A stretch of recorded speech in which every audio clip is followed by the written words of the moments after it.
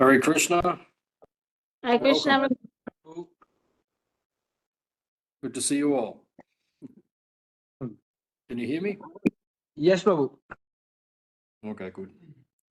So thank you for joining again. Tonight, we'll continue with our study of Nectar of Instruction from the Bhakti Shastri course. We've covered the Ishopanishad, and we've covered so far in the Nectar of Instruction, verses 1, verses 2, and verses 3. And tonight, we'll do verse 4 and verse 5. So if you have any questions or comments as we go, you can please ask. So just to recap a little bit, in the Upadhyashamrita, in the Nectar of Instruction, Srila Rupa Goswami begins, the first two verses, deal with nivritti, or with negative injunctions, okay, things that we should not do. So the first verse speaks about the vagans, the urges, 6 urges that we have to control.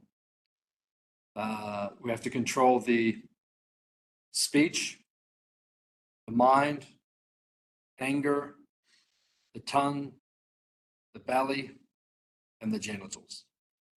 These are the 6 urges to be controlled if you want to advance in Krishna consciousness. Then the second verse discusses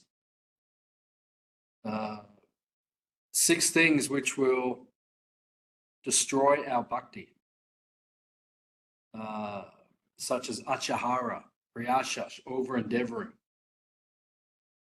overeating,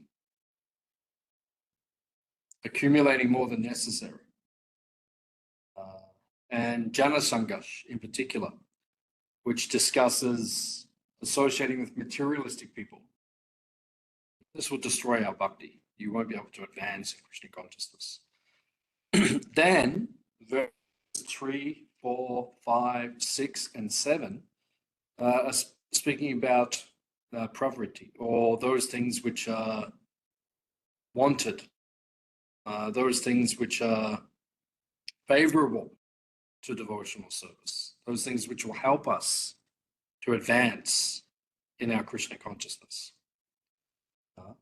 So in verse 3, we hear about 6 positive qualities: utsahan, nischayad, daryad. You have to be enthusiastic. You have to be patient. You have to be confident or determined. You also have to associate with advanced devotees. You have to follow the regulative principles or the regulations of bhakti, the angas of bhakti, and you have to follow in the footsteps of previous acharyas. That's how you advance in Krishna consciousness. So these first 3 verses are said to be the secrets for bhajan, or the secrets for sadhana, practicing. If you follow those 3 verses nicely, you will advance rapidly in Krishna consciousness. Now tonight we'll go into verses 4 and 5, which are also very important. The first 4 verses are your KMVs, your key memory verses. So please memorize them for your exam, which will be next week. No, I was joking. I was joking. It's a little bit further down the track. Yeah. I just like to see you sweat. Those of you who have the camera on, I can see the sweat beads forming. Yeah. So please get your tissues and wipe your brow. So we will, tonight, we'll go into verses 4 and 5, which also discuss how to positively serve Krishna.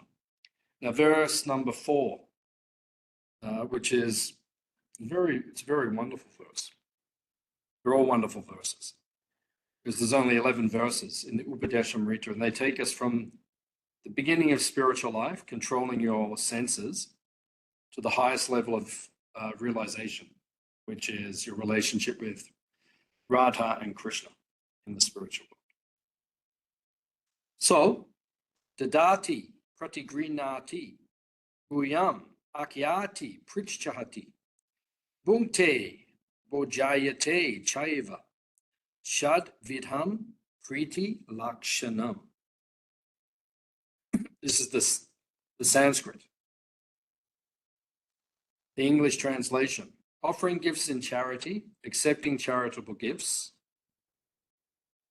revealing one's mind in confidence, inquiring confidentially, accepting prasad and offering prasad are the 6 symptoms of love shared by one devotee and another. So, in order to advance in Krishna consciousness, we have to practice these 6 loving exchanges. We call them priti lakshanam. Priti means love. Love is the essence of existence. God, Krishna, is full of love. And because we are created in his image, we are also full of love. However, we repose the love in the wrong place at this point in time. Prabhupada explains this in the Nectar of Devotion, in the introduction, or the Gita. I'm just trying to think exactly where, but Srila Prabhupada explains that when you repose that loving tendency which is within all of us have that propensity to love.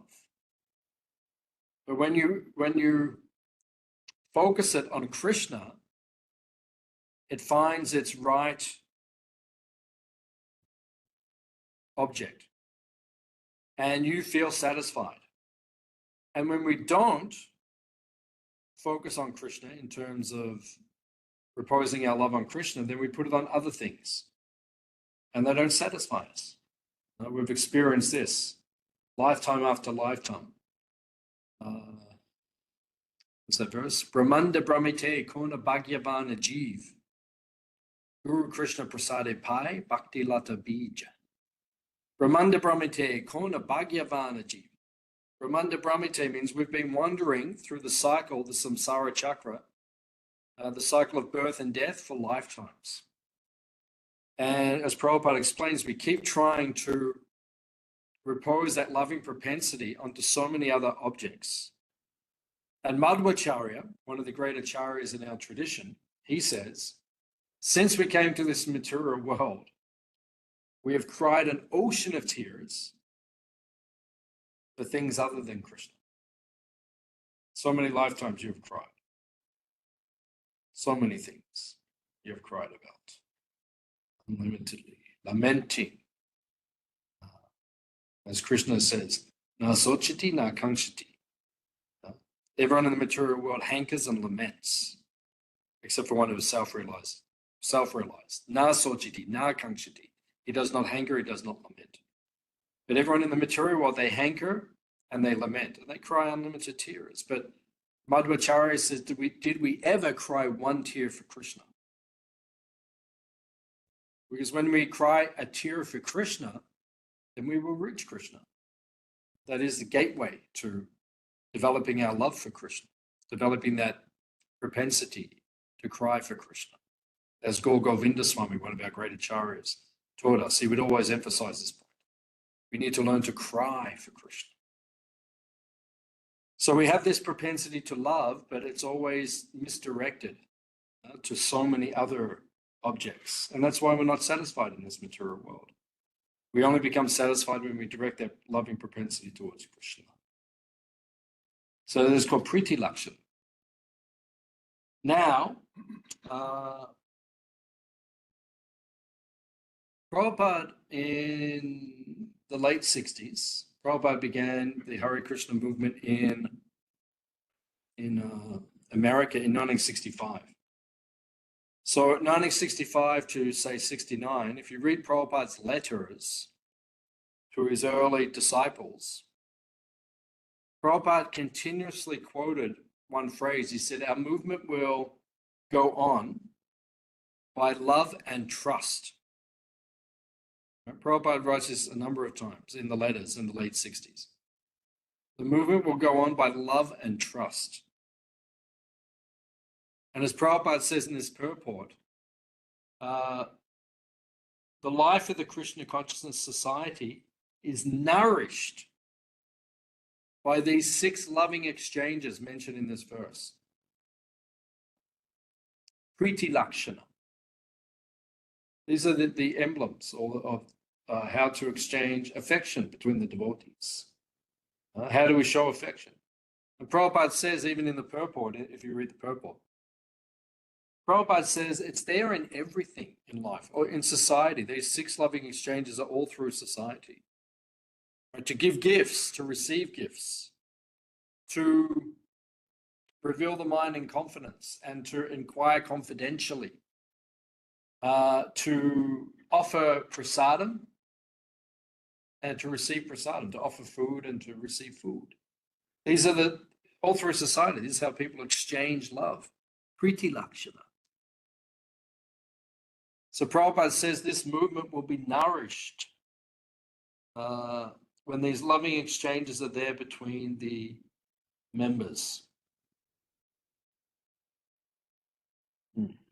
Prabhupada says if you do this in the society of devotees, you can fully revive your Krishna consciousness. Very powerful statement Prabhupada makes. Simply by reciprocating in these 6 ways, an ordinary person can fully revive his dormant Krishna consciousness. It's a very powerful statement. As Krishna says in the Adi Purana to Arjuna, one who says, he is my devotee, he is not my devotee. But one who says, he is the devotee of my devotee, he is my devotee.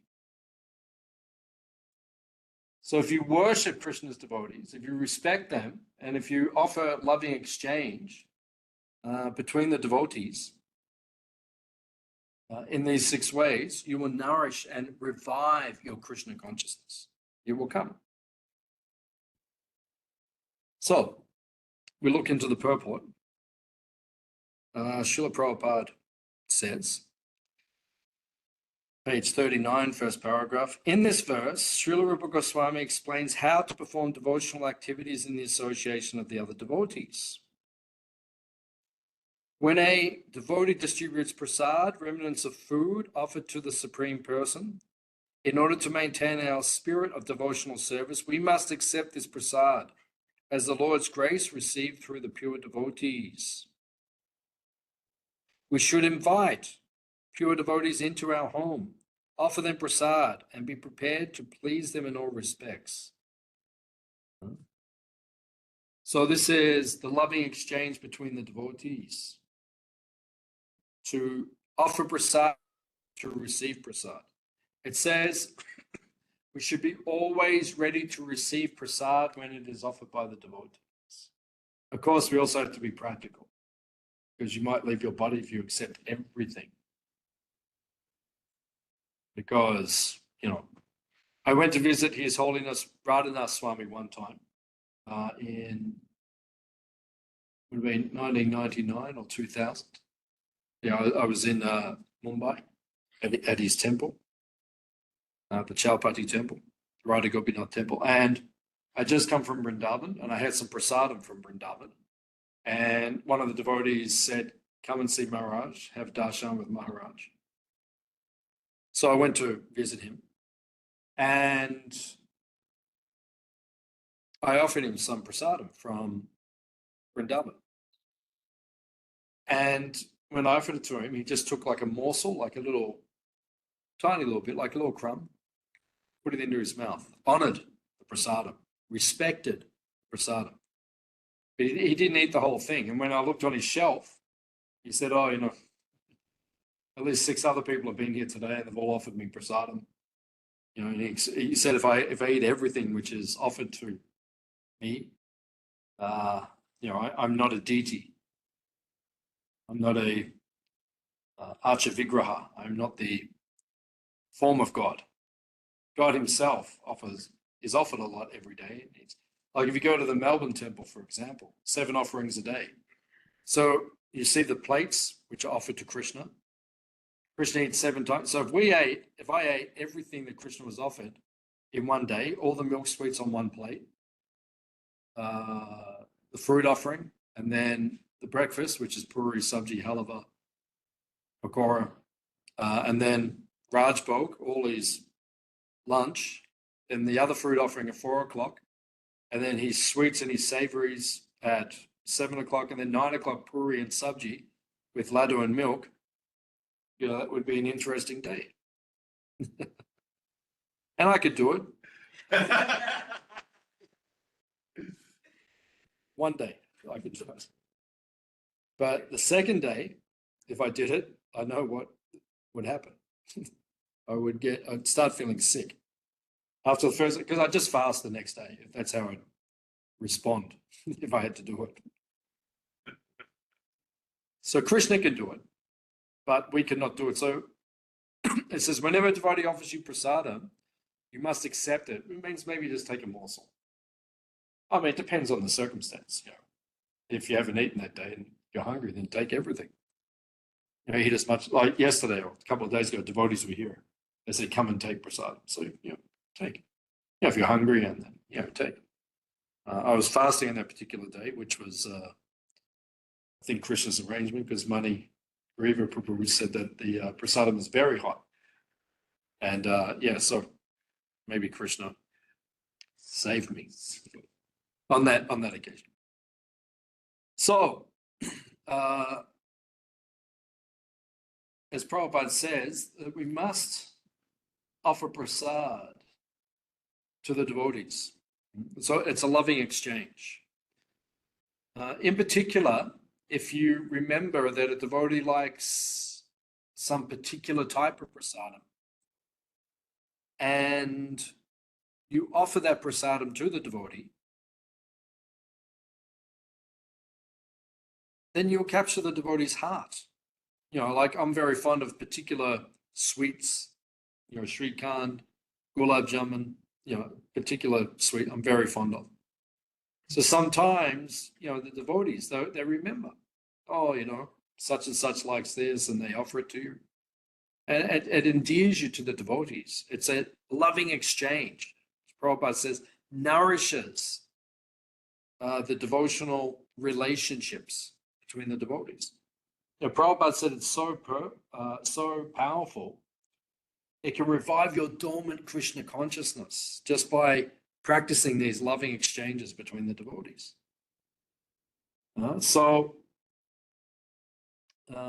We offer the prasadam and we receive it.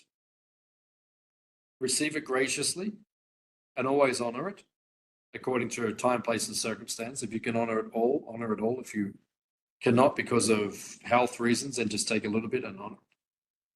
And to offer the prasadam, like if you cook something nice for the pleasure of the devotees, it's a loving exchange.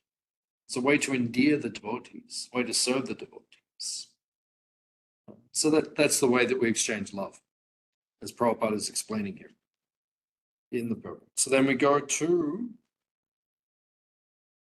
the top of page 40, Prabhupada says, thus, whenever there is a dealing of priti, or love in intimate dealings, these 6 activities are executed. At the bottom of the page, he says, the life of the Krishna Consciousness Society is nourished by these 6 types of loving exchanges between the members.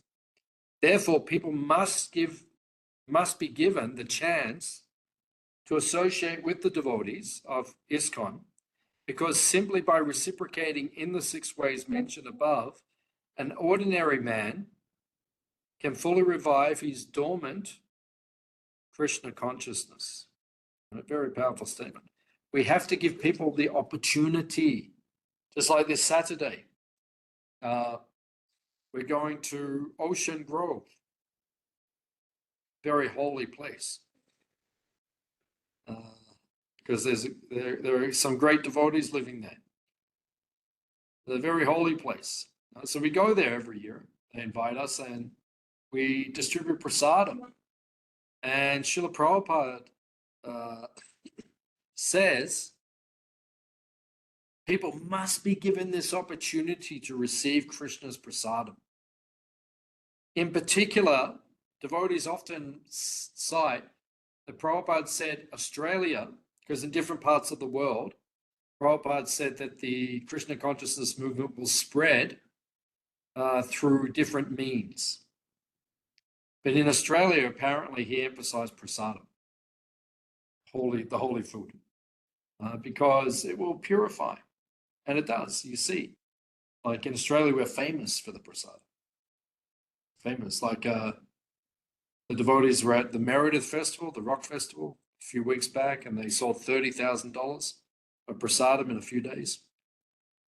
And the New Govardhan devotees were just at Woodford, the Woodford Festival. I think last year they made like $80,000 in 5 days or something. People love our prasadam. They love the holy food. So they must be given the opportunity to receive prasadam because it purifies the consciousness of the living entity and it develops an affinity for the Krishna consciousness movement. People say every time that we do prasadam distribution, every time they say, I've been waiting 1 year for you guys. Every time someone says, or several people say, we've been waiting a whole year. And I always say to them, well, just come to our farm. It's only 1 hour's driving. You can have it whenever you want. You don't have to wait. But we have to give people this opportunity. It's a way of purifying people and allowing them to nourish their Krishna consciousness. Because prasadam purifies the brain, physical brain, and also the mind and the intelligence, and allows us to be able to understand the Krishna conscious philosophy. So you must take prasadam. We see it ourselves when we take prasadam, our consciousness becomes purified. So further down, closer to the bottom of page 41, since Krishna consciousness is inherent in every living entity, everyone should be given a chance to hear about Krishna. Simply by hearing and chanting Shravanam, Kirtanam, one's heart is directly purified, and one's original Krishna consciousness is immediately awakened. So, Rupa Goswami says, Dadati pratigrinati, you should give charity and you should receive gifts. We should give gifts. It's a way of showing love. We give gifts. And we should receive gifts. It's a way of showing priti lakshana, that you care about someone. You give them a gift. And then you receive a gift graciously. In this way, we show love. Now, Prabhupada explains, he's saying here, actually, what is the greatest gift you can give someone? What is the best gift you can give someone, according to what Prabhupada's explaining in the purport? Yeah, Krishna Consciousness Association. Yeah. Specifically, he's targeting Shravanam and Kirtanam, giving people the opportunity to hear and chant about Krishna, which is what we do. We distribute prasadam. We distribute the holy name, an opportunity to hear, and we invite others to chant, like our good friend Harinamananda Prabhu, who has been for the last 11 years traveling non-stop around the world, distributing the holy name of Krishna, Harinam Ruchi, his party, Harinam Party, Sankirtan Party. And they sent a video. He sent me a video a few days ago. It goes for about 15 minutes up on the Gold Coast. They try to go there every year for the schoolies program. When the kids finish school, they all congregate in different places. One place they go to is the Gold Coast, Surfers Paradise. So the devotees go there every year, and every night they chant for hours and hours. And they get all the kids involved in chanting the names of Krishna. And the kids chant very enthusiastically. So as Prabhupada's explaining, this is the best gift you can give someone is Krishna consciousness. You give them the holy name. Give them the opportunity to hear about Krishna. Krishna says at the end of the Bhagavad Gita, no one is more dear to me than one who teaches others this message. This is the best gift. I remember a few years ago, Guru Jampuru was staying here, and it happened to be my birthday on that particular day. And it was a Monday, so I went to Melbourne to teach the Srimad Bhagavatam. So I went to say goodbye to Guru Jampuru and said, I'm going to Melbourne for a couple of days. So I went to him and I said, oh, it's my birthday today, please bless me, which is our custom, our culture. We try to get blessings from a advanced devotee. So I went to him and I said, please bless me. And I said, I'm going to Melbourne to teach the Bhagavatam. And he said, this is the greatest gift, because in our culture, on our birthday, we give gifts. That's more the culture. In the modern culture, birthdays, we get in the mentality of receiving. Oh, everyone will give me presents. And then we get disappointed because we don't get what we want. It happens so many times. So we should give up that mentality, but rather on our birthday, we should be in the mood of giving to others. So he said to me, that is the best way to spend your birthday, to give the teachings of the Srimad Bhagavatam to others. So I prayed for his blessings. Please bless me on this day. And he said, this is the best way to spend your day. So we should give the opportunity for others to hear and to chant. As the best gift. But it also means physical gifts as well. It's very nice to give the devotees a gift, physical gift. You know, we all do that. Sometimes we give gifts to each other and we receive gifts. My guru, His Holiness Tamal Krishna Maharaj, one day he was explaining to us that actually, because he received a lot of gifts, because when you're a guru, people give you gifts all the time, everywhere you go. And he said actually one time, he said, actually it's harder to receive the gifts than it is to give them. It's actually harder because, you know, we think, oh, actually it's easier to receive it. Not when you're getting it all the time. You're not like every day, you know, wherever it goes, every day people are giving something. And he said it's actually difficult because you have to be gracious and you have to make the person feel satisfied when they receive the gift. So it means you have to be, you know, in a good state of consciousness all the time. Because people, they feel very disappointed. You know, they give you a nice gift, and you just, because you know, you just got 10 gifts in the last 5 days. You say, oh, that's nice, another gift. But no, you have to make them feel great. You have to be gracious. That's why it says, give charity, but also receive it. Pratigrinati means you have to receive it consciously and graciously. And I remember one devotee, she was a Russian devotee. She lived in Melbourne for a while. And she was an amazing seamstress. And she embroidered Lord Nrsimhadev on a bead bag. And she gave it to my Guru Maharaj as a gift. And it was beautiful. Like, it was perfect. She was so talented. Looked exactly like the picture. That picture there of Nrsimhadev. His head. It was perfect. Beautiful. And then he came back to Melbourne 1 year later, because he used to come every June. He came back 1 year later and he had that bead bag. He was chanting on his beads in that bead bag that she'd given him 1 year ago. And then he remembered who gave it to him. And then when he saw her, he just started chanting. He held his bead, Hare Krishna, Hare Krishna. Just so, and she started crying. Right? He captured her heart. Because that is the dati pratigrinati, loving exchange between the devotees. Yeah, he could have just got that bead bag and gifted it to someone else, or but he remembered. So this is how we capture the hearts of the devotees, by these loving exchanges which are there.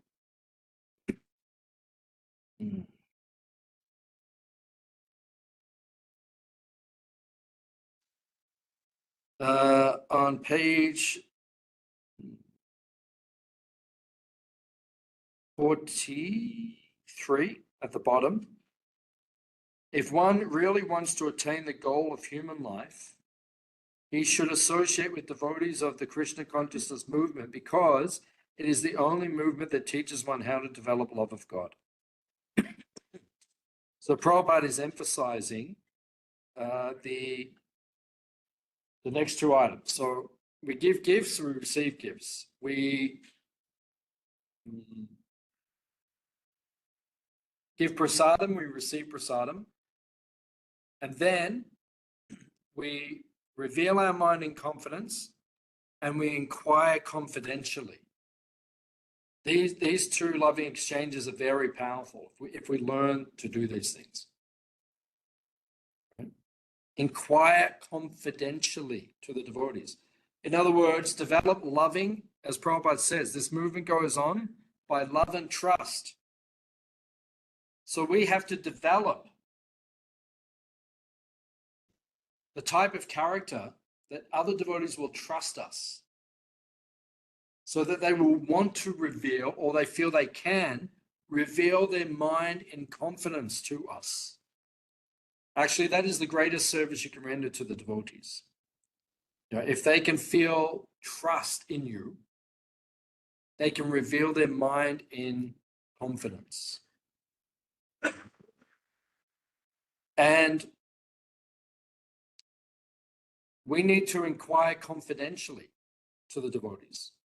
We need to be able to say to the devotees, you know, how are you? Do you need anything? But in such a way that the devotees feel we actually mean it, or we actually want to help them, assist them, or serve them. Because people say it all the time. Like I was at the dentist a couple of weeks ago, and the lady came out, the dental assistant, and she said, you know, please come. So I got up and I started following her to the room to, you know, have the checkup. And then she said, how are you? Because that's what everyone says in the world. How are you? How are you going? How are you, mate? Everyone says, all day everyone says. But the way I spoke to her was not like, you know, just like, because she said, oh, I'm good, like that. No, I said something, I can't remember what I said, but I just said it in such a way, and it struck her. She kind of looked at me.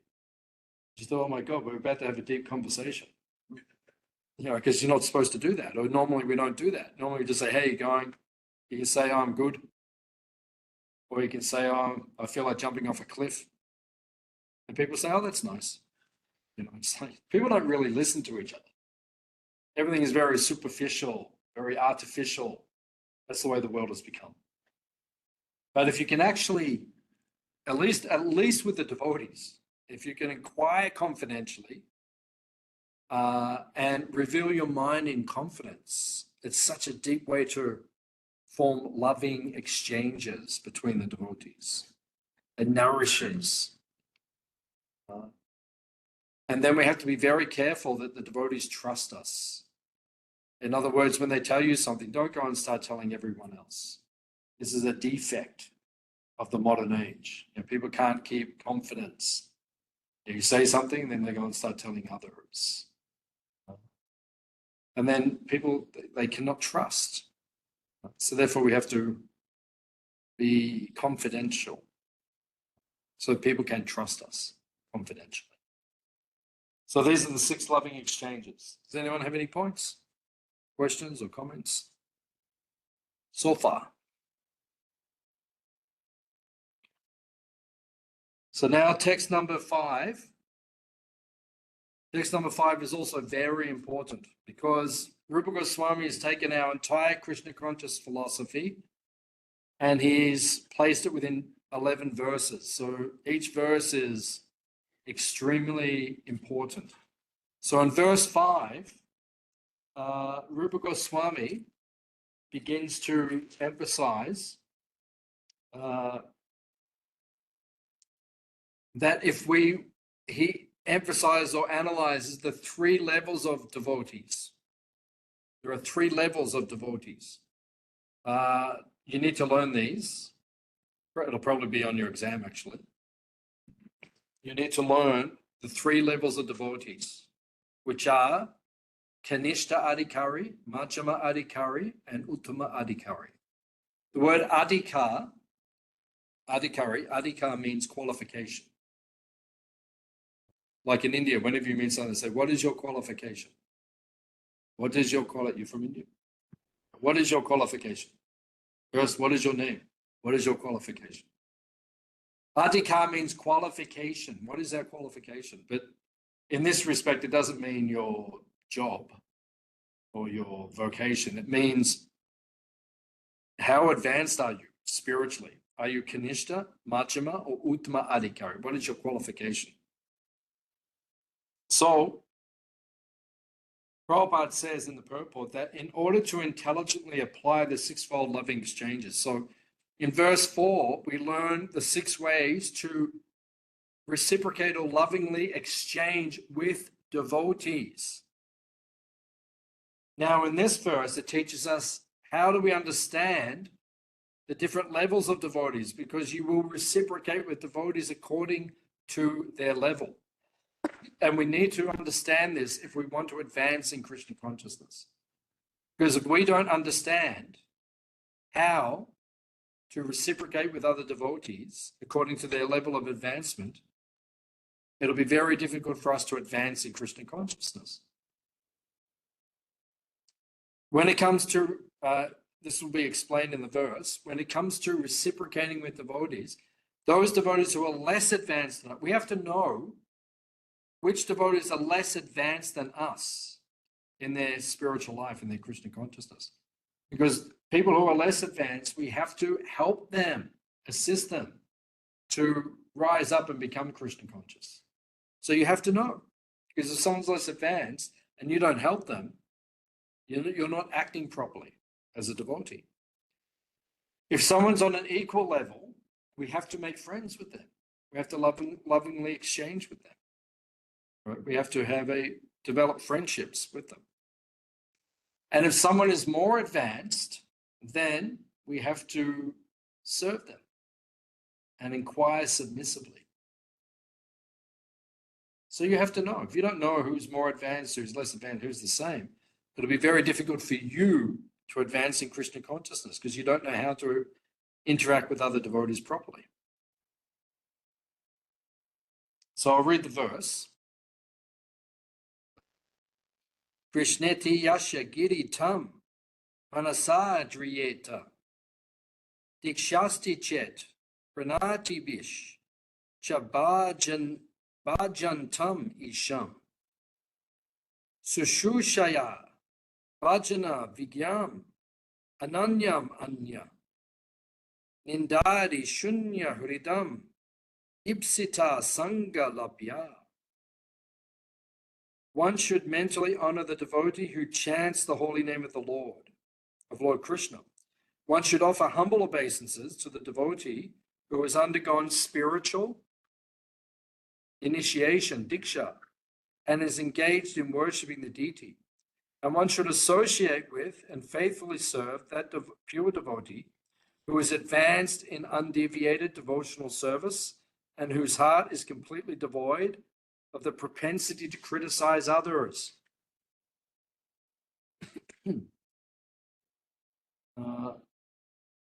So these are 3 levels. We have to know who is less advanced, who is the same, who is more advanced than us. We have some indications here. Rupa Goswami has very succinctly given some indications. The Uttama Adhikari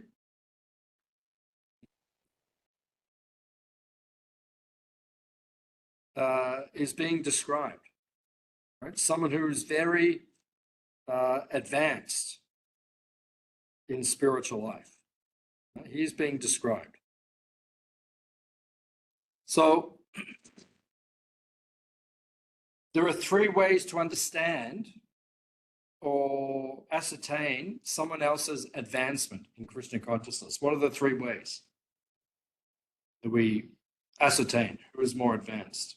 Oh, sorry, not just who, less advanced, the same, or more advanced. What are the three criteria?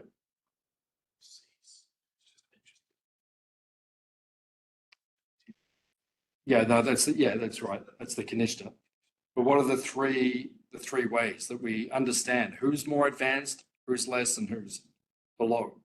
The first one is chanting. How do they chant the holy name of Krishna? Right? How they chant, that's how we understand who's more advanced or less advanced. The second way is Shraddha, or faith. Who has more faith? Because the advanced devotee has a great amount of faith, the neophyte devotee doesn't have very much faith. And the third way is realization. Realization means, how do they reciprocate with others? How do they treat others? What is their realization? These are the three ways that we understand who is less advanced or more advanced. So the first criteria is chanting. Someone who is not so advanced in Krishna consciousness, what we call a Kanishta Adhikari. This term Kanishta Adhikari means a neophyte devotee, or a devotee who has materialistic consciousness, right? Who is materialistic in their consciousness, not so advanced in Krishna consciousness. It's called Kanishta Adhikari. So someone who is Kanishta Adhikari, their chanting may be full of offenses. They may commit, and there's 10 offenses in chanting the holy name. We say that after Mangalati every day. The 10 offenses in chanting. To blaspheme the devotees, to dedicate their lives, to propagating the holy name of the Lord. The different offenses that we chant. So the Kanishta Adhikari, he may commit those offenses. May not be so good at chanting, which means if you're good at chanting, you don't commit the offenses. If you're not so good at chanting, then you offenses. So the Madhyamadhikari means, Madhyam means middle. Like in India, you have Madhya Pradesh. You're from Madhya Pradesh? No, where are you from? Chandigarh, Uttar Pradesh. Punjab. Oh, it's that far up, is it? Oh, is that Punjab? Oh, I didn't realize it's so far. Okay. Punjab, okay. Chandigarh. Yeah, I have quite a few friends from Chandigarh. So it's in Punjab, north. Uttar means higher. Uttar Pradesh, like the higher part. And Madhya means Madhya, like the middle part, the middle of India. And then south you have Kerala, and you have these different, Tamil Nadu. So you have the different levels. So Madhya means middle, like Madhya Lila, middle pastimes. So Madhya means the middle. Tanu Madhya, these different names are there. Madhya means middle. So Madhyama Adhikari means the middle class devotee. What is his Adhikari's qualification in chanting? He chants without offense. It is called Namabas. Namabas means sometimes he might commit the offenses, but he tries very hard to avoid the offenses while chanting. That is called a Madhyama Adhikari. Very good if you can chant like that. And then we have the highest type of devotee, who is called the Uttama Adhikari. What is his chanting like? When he chants, others feel inspired to chant just in his association. Right? You might have met devotees like this. You're around them, you just want to chant.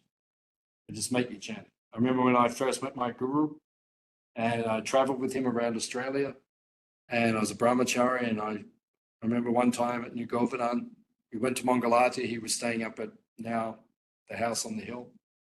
I don't know what they call it now, but the Bhakti guest house. Yeah. So he was staying up there. There used to be the guru's accommodation. So he was staying up there, and then we were driving back up.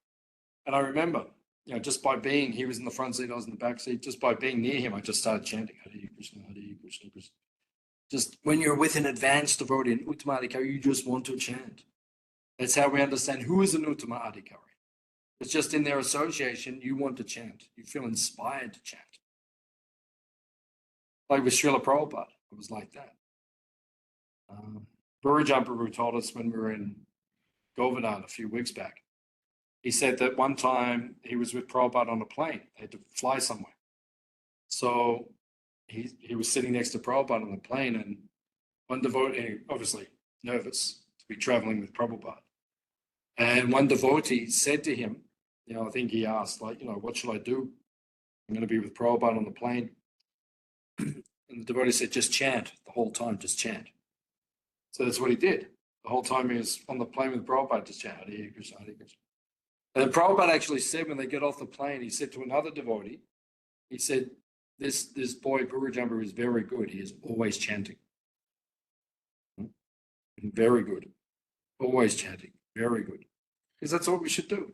When you're with an advanced devotee, you should chant. And when you're with a not advanced devotee, you should chant. And when you're with a middle class devotee, you should chant. Caitanya Sada Hari, Lord Chaitanya says, chant the holy names of Krishna.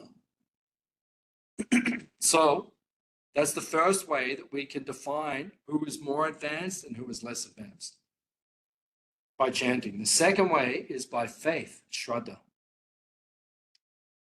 A Kanishta Adhikari, the lower level devotee, he has faith in the deity, in Krishna, and the Guru, but he may not have so much faith in others, his faith is not strong. He can be easily swayed. Right? His faith can be easily swayed. And you see this in different ways. Devotees who aren't very strong, their faith is easily swayed. 1 minute they're practicing, they're really sitting, and the next minute they're off doing something else. We've seen it many times. If someone is not steady in Krishna consciousness, that means their faith is not strong. They practice really enthusiastically for a few months, and then they're off doing, you hear about them, and they're not even in the movement anymore, and they're off doing something, engaged in sense gratification. Not very strong faith. Not very advanced in Krishna consciousness. It's not a symptom of advancement, Krishna consciousness.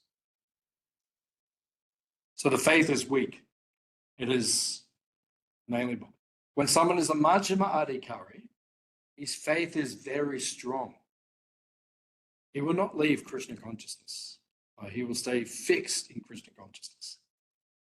But it is explained, he may not be able to substantiate his practice by citing Shastra or Scripture. He may not be able to explain, based on the Scripture, the exact places in the Scripture where which substantiate what he is doing. He knows he should be a devotee, and he's very fixed, but he may not be able to quote, it says here in the Bhagavad Gita, I should be doing this, or Nectar of Devotion. So he may not be so learned. But still, that he's considered Majjhima Adhikari. His faith is strong. And the Uttama Adhikari is very advanced. His faith is unshakable, but it can also substantiate everything according to the Shastra. Right? A good example that I can think of is Shivaram Swami. So learned. Incredible. I read his books. They're just so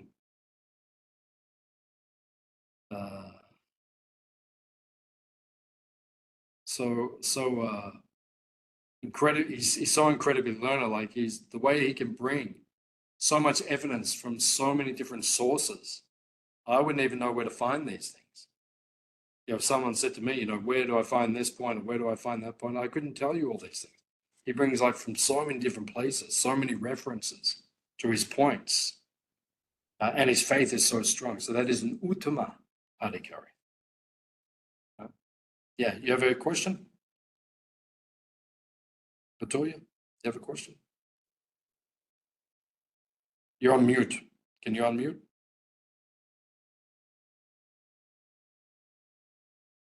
Okay. If you unmute, I can answer the question. So, this is the Uttama Adhikari. The faith is very strong. Kanishta Adhikari, not so strong. Majjan, very strong. Uttama Adhikari, it's unshakable. The third way to understand how advanced someone is called realization. By their chanting, by their faith, and by their realization. Realization means, how do they reciprocate with others? And you study, when you see other devotees, you can see how advanced they are by how they reciprocate with other devotees. A Kanishta Adhikari doesn't know how to deal with other devotees. They respect the guru, they respect the deity, but they can't treat the other devotees properly. That's called Kanishta Adhikari. We see sometimes devotees are like that.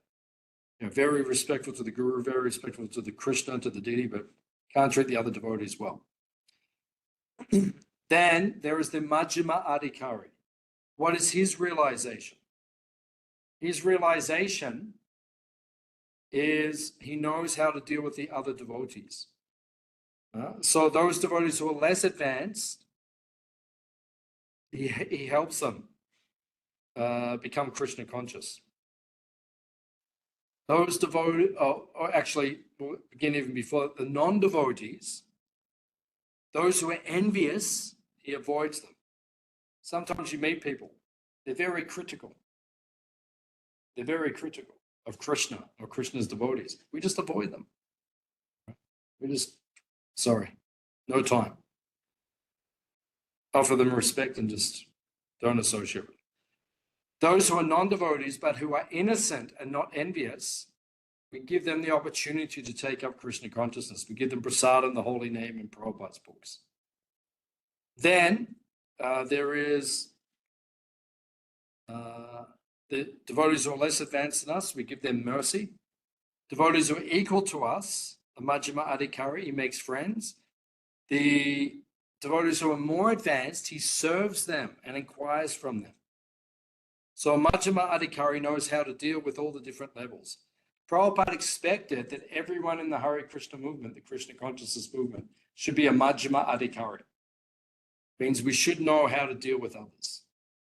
We know how to deal with all the others. Someone who's more advanced, we know how to deal with them. Right? Someone who's less advanced, who's equal, non-devout, we know how to deal. That's a symptom of advancement. Prabhupada expects us to be on that level. And then the Uttama Adhikari, what is his realization? Sometimes it's described, he's so advanced, he just sees everyone as being like a pure devotee of Krishna. That's how pure and exalted and advanced he is. So he just offers respect to everyone. Now, Prabhupada was obviously an Uttama Adhikari, an Uttama Bhagavat, a pure devotee, very exalted devotee. But Prabhupada explains that sometimes the Uttama Adhikari comes down to the Majjhima Adhikari to preach and to teach others. Because if he's on the Uttama Adhikari platform, if he's holding that realization, he won't differentiate.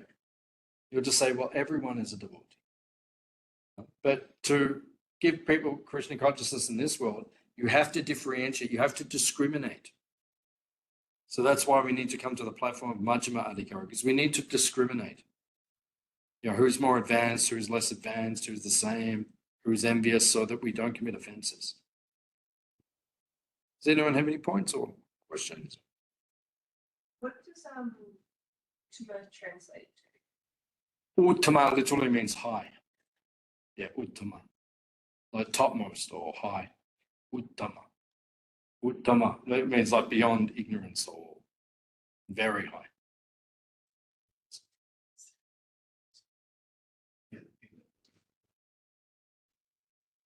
Okay, so in the purport, Prabhupada explains that very nicely. He says, in order to intelligently apply these sixfold loving exchanges, one must select proper persons with careful discrimination. So in the previous verse, we had the 6 loving exchanges. Now you need to know how to apply the 6 loving exchanges, right? According to people's advancement in their Krishna consciousness. So it's very important. And Prabhupada explains, a devotee should also know his position So he doesn't try to imitate a higher platform.